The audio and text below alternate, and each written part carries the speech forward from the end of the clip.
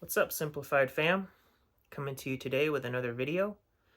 Today's topic is going to be on leadership, toxic versus good leadership. I'm going to give some traits for both and kind of expound upon that. So, some traits for a toxic leader, they have inconsistent expectations, they don't listen to feedback, they place importance on hierarchy, they're arrogant, they discriminate against employees, they're incompetent at their job, and they're self-interested.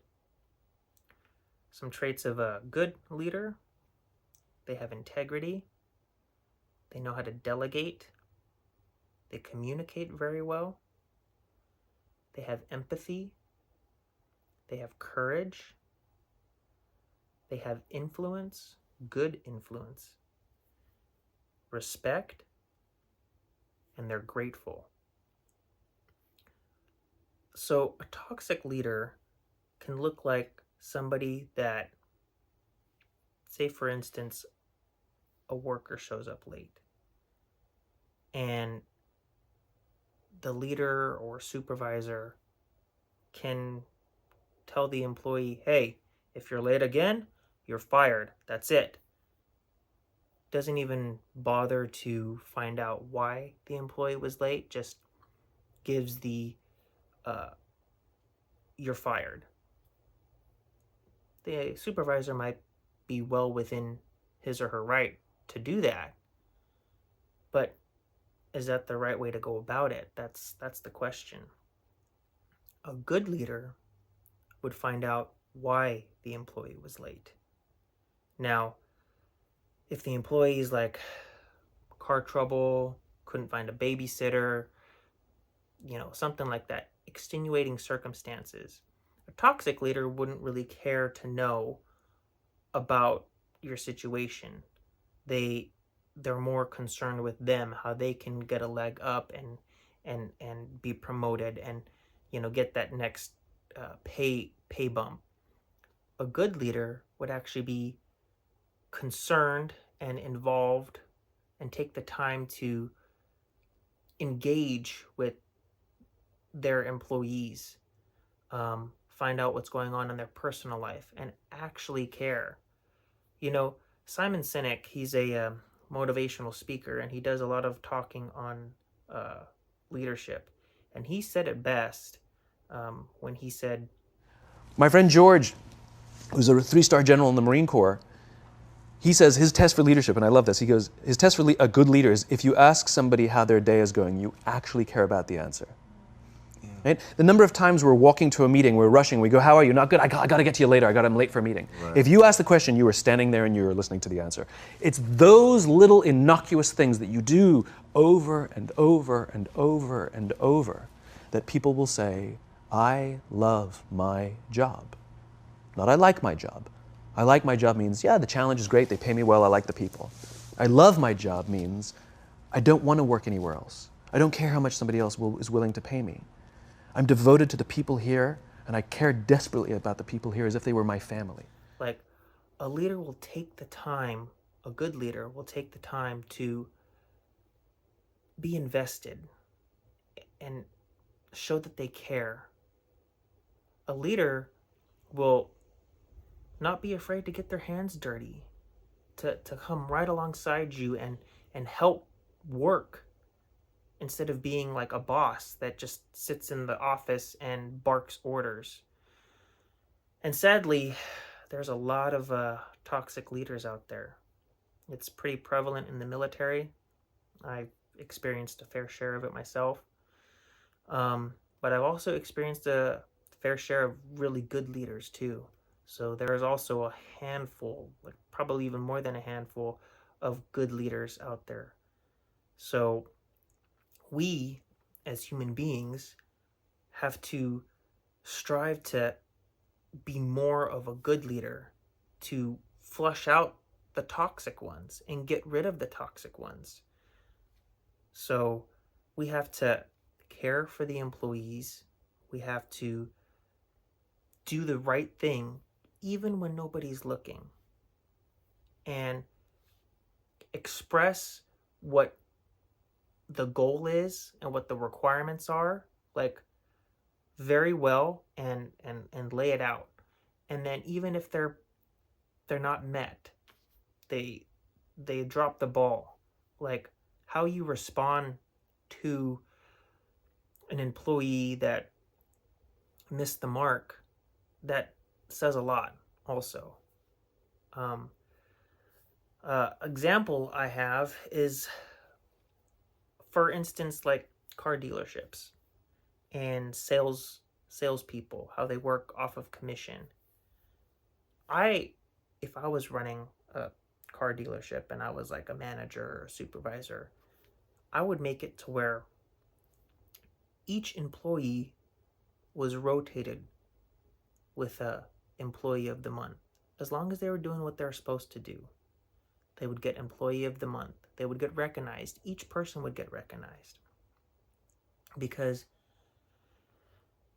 as a leader, you have to recognize the people who are doing the work, because you have to thank them for what they do. Each person is pulling their weight, right? They're selling cars, they're doing what they're supposed to do. Some people might get more sales than others. Okay, that's great. They can get a bonus. They can, you know, get maybe some time off or something, right? But each person should be recognized as long as they're doing what they're supposed to be doing, and as long as they're pulling their weight and they're selling cars and they're being nice, right? They should all each get a turn at employee of the month. Tell them thank you. Thank you for doing what you're supposed to be doing. Thank you for just being here, being an employee,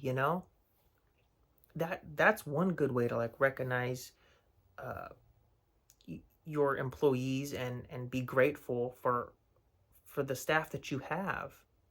Um, an example I have in the military, actually, I had a volunteer event that I was doing with my church, and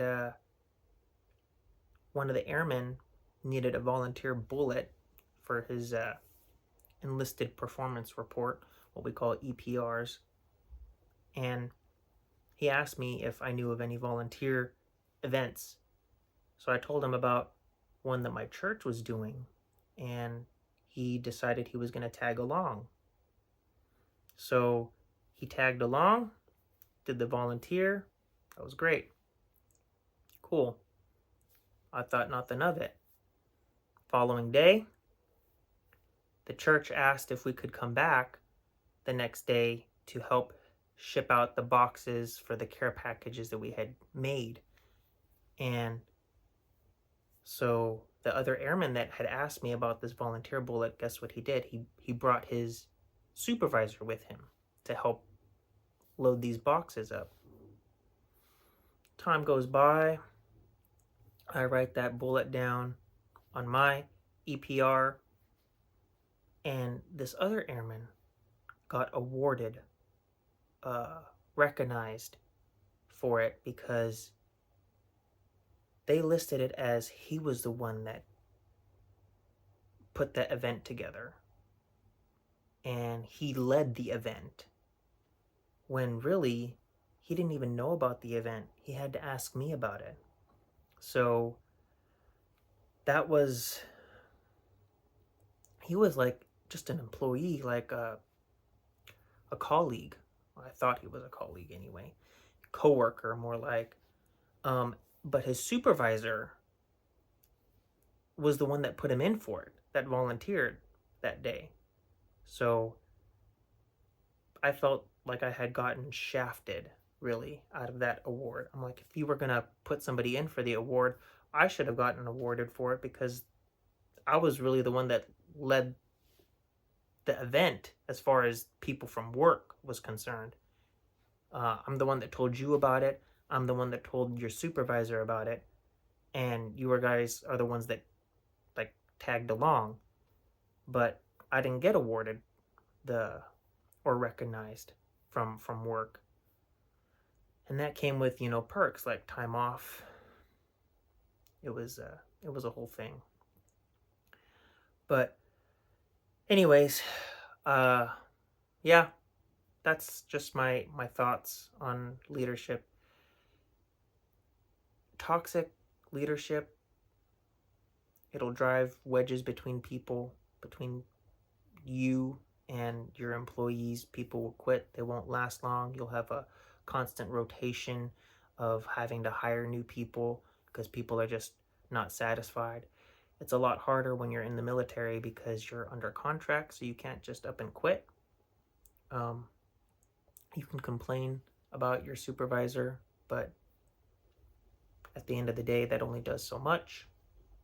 Um, so please be good leaders, because that doesn't just translate to the workforce, but those traits of being good leaders, having integrity and courage, and gaining the respect of people, that can spill over into your personal lives as well, your relationships, friends.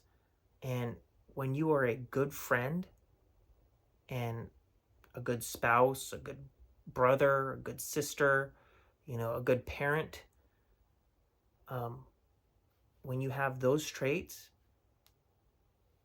more than likely you're also going to be a good leader. So, thanks for tuning in, and stay tuned for next week's episode.